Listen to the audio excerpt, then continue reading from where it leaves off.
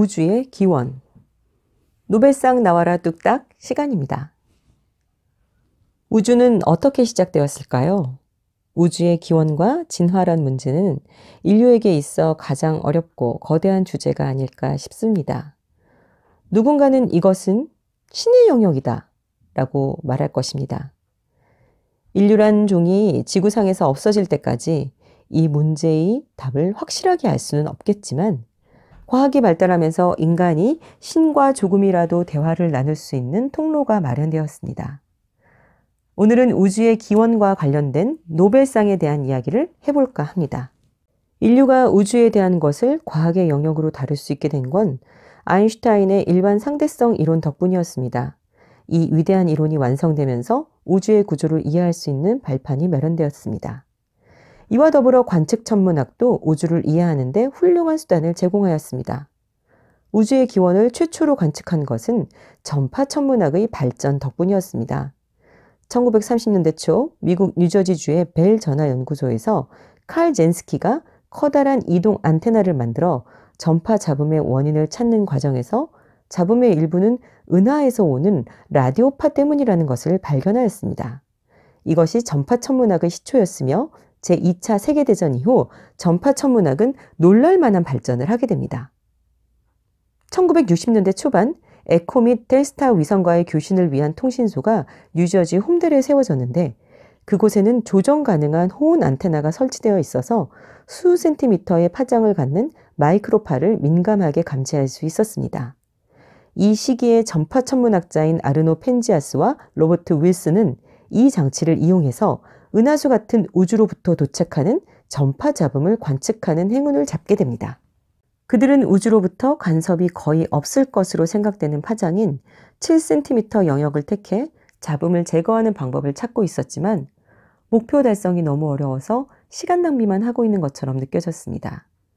그러나 그들은 모든 방향에서 동일한 강도를 갖고 하루나 1년의 주기적 변화에 무관한 배경 복사를 발견하였습니다.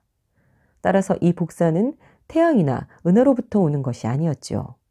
복사 강도는 통신 기술자들이 사용하는 용어인 안테나 온도, 즉 절대 온도 3K에 해당하는 것이었습니다. 계속된 연구를 통해 파장에 따라 변하는 이 배경 복사는 3K로 유지되는 우주에 관한 유명한 법칙을 따른다는 것이 확인되었습니다. 이 차가운 빛의 기원은 무엇일까? 이 질문에 대한 대답은 프린스턴 대학교의 물리학자인 다이크와 피블스 그리고 윌킨슨이 논문으로 발표했으며 그 논문은 펜지아스와 윌슨의 논문과 나란히 유력 학술지에 실렸습니다. 이 연구는 러시아 태생의 물리학자인 조지 가모프와 그의 제자인 알퍼와 허먼에 의해 30여 년 전에 발표된 우주론과 연관되어 있습니다. 우주가 지금도 일정하게 팽창하고 있다는 사실에 근거해 그들은 150억 년 전에 우주가 대단히 밀집되어 있었고 이른바 대폭발에 의해 우주가 태어났다는 과감한 이론을 발표했죠. 이것이 바로 현대 우주론의 대명사격인 빅뱅 이론입니다. 그 이론에 의하면 우주가 탄생할 당시 우주의 온도는 실로 엄청나서 100억 도이거나 또는 그 이상이었을 것으로 추정했습니다. 이 온도에서는 가벼운 화학 원소들이 기존의 소립자들로부터 형성될 수 있고 모든 파장의 복사선이 엄청난 규모로 방출됩니다. 그러나 우주의 팽창이 계속됨에 따라 복사선의 온도가 빠르게 떨어집니다. 알퍼와 허먼은 현재 우주의 5K 온도로 냉각된 복사선이 여전히 남아있을 것이라는 예측을 했습니다. 그러나 당시에는 어느 누구도 그 복사선을 관측할 수 있으리라고 생각하지 못했죠. 이런저런 이유로 이 예측에 관계된 연구는 잊혀져 버렸습니다. 펜지아스와 윌슨은 인내심을 갖고 비범한 실험 기술로 이 발견을 가능하게 했습니다.